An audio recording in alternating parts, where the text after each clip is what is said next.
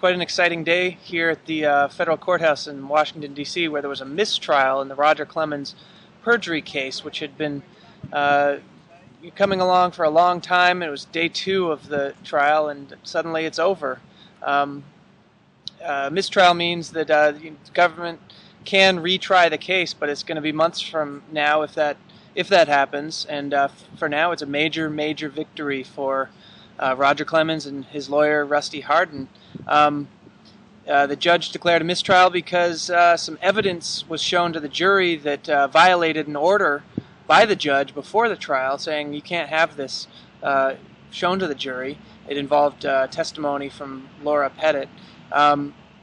Mike O'Keefe, you followed Roger out of the courthouse and down the street. What happened? It was pandemonium in the streets of Washington. It was a wild scene.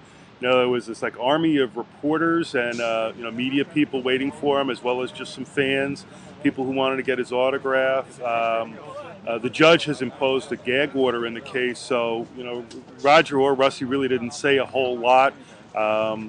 They started to move down the street, really just trying to get away from the press. I mean, you had guys with cameras, the TV guys, just tripping over each other, tripping over these street planters and curbs and fire hydrants.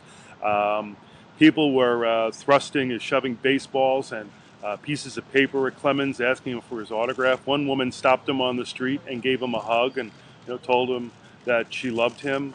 Wild scene, and they ducked into an Au Bon Pain, one of the chain restaurants around here. It was also kind of a sad day, right? I mean, in some ways, one of the last people to leave the courthouse was courtroom was FBI Special Agent John Longmire, who's been working on this case for about 3 years now. And the prosecution, I guess you could say they made a mistake, and it really, spoils the summer for a lot of people that were working really hard on this case. So, the judge wasn't happy. Nobody was happy. It was kind of a pathetic scene, to be honest.